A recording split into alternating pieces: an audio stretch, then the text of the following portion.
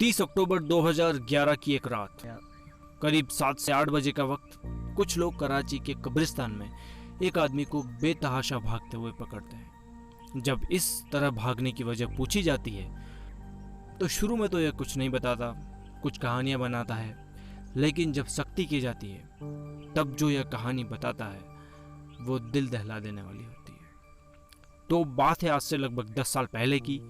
बात है ऐसे कांड की जिसने पाकिस्तान के लोगों को झकझोर कर रख दिया। इस घटना ने आदमी और जानवर के बीच में भी फर्क खत्म कर दिया। मोहम्मद रियाज सरगोदा का रहने वाला एक लड़का कराची आता है। जिस तरह से हमारे यहाँ लोग गांव शहर से दिल्ली मुंबई वगैरह आते हैं, तो ये लड़का मोहम्मद रियाज सरगोदा से कराची की तरफ आता है। यहाँ पर कुछ दिनों तक ये काम तलाशता है, लेकिन कोई काम नहीं मिलता। इस बीच इसकी मुलाकात एक लड़के से होती है जिसका नाम वजीरा होता है। तो वजीरा वहाँ पर एक कब्रिस्तान में कब्रों को पानी देने, वहाँ की साफ़ सफाई रख रखाव का काम करता था। तो वजीरा इसको सजेस्ट करता है कि अगर ये चाहे तो ये भी वहाँ पर आकर काम कर सकता है। तो मोहम्मद रियाज मान जाता है और वजीरा के साथ यह भी काम करने लग जाता है। लेकिन ये देखता है कि वजीरा कुछ अजीब सा है। वजीरा जैसे ही कोई लाश आती, असर की नमाज के दौरान, असर की नमाज होती है 4 से 5 बजे के बीच, इसके 1 घंटे बाद या 2 घंटे बाद या 3 घंटे बाद, जब भी थोड़ा अंधेरा होता, तब वजीरा कब्र के पास जाता, स्लेब हटाता और कुछ खोद कर अंदर घुस जाता। तो यह देखकर मोहम्मद रियाज को क्यूरियोसिटी हुई। उसने पूछा कि ये सब क्या है। तब वजीरा ने उसको जो बताया वह अजीब भी था, अफसोसनाक भी था, लेकिन क्या कीजिएगा। तब वजीरा ने बताया कि यहाँ से असर की नमाज के दौरान 4 से 5 बजे के दौरान जो भी ख़वातीनों की लाशें आती है, ये उसके साथ ज़बरदस्ती करता है या अपनी हवस की भूख मिटाता है। अब ज़बरदस्ती तो कैसे कहें, मुर्दा क्या ही ज़बरदस्ती, मतलब मुर्दा क्या रिटेलिएट करेगा, ज़बरदस्ती नहीं कहा जा सकता उसको। कुल मिलाकर एक पड़ी हुई लाश के साथ बदसलूकी कहा जा सकता है इसको। तो मोहम्मद रियाज को शुरू में ये अजीब लगता है, लेकिन वो भी धीरे धीरे वजीरा को ज्वाइन कर लेता है। जब लास्ट में मोहम्मद रियाज से पूछा गया था कि उनको कैसे पता चलता था कि ये जो लाश है ये एक ख़वातीन की है या किसी मर्द की है, तब वो बोलता था कि यहाँ पर कराची में एक रिवाज है कि जो औरतें होती हैं उनकी कब्र के ऊपर ये पर्दा डाल दिया जाता है। तो उससे उनको पता चलता था कि ये किसी औरत की कब्र है। तो खैर दिन बीते, सब कुछ ठीक जा रहा था।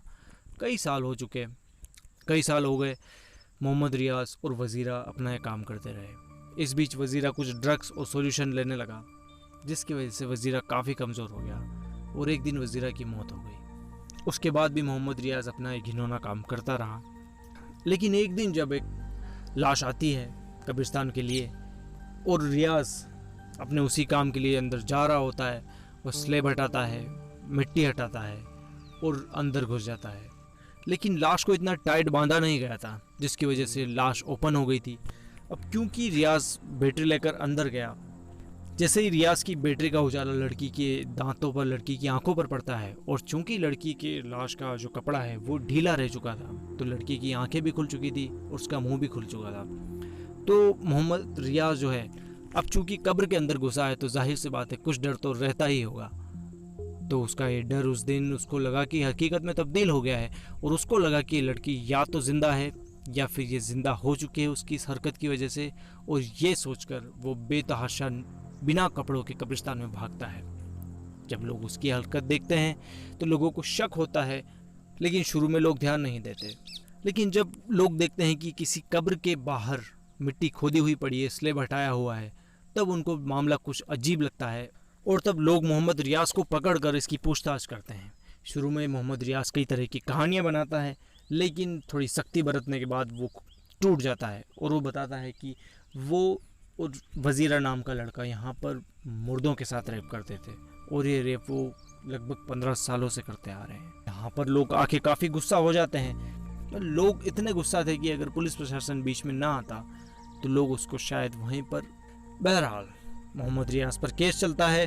मोहम्मद रियाज पर इल्ज़ाम लगता है 48 लड़कियों के बलात्कार का, 48 लड़कियों की लाशों के बलात्कार का, 48 लड़कियों की मरी हुई देह के साथ बदसलूकी करने का। इसको अभी तक इस मामले में 12 मामले में फांसी की सज़ा सुनाई जा चुकी है।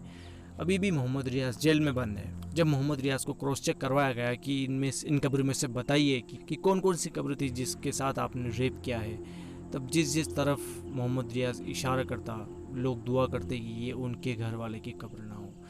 अब ज़रा सोचिए कि इंसान को जीते जी सुख नहीं मिलता है, कम से कम मरने के बाद तो चैन मिले।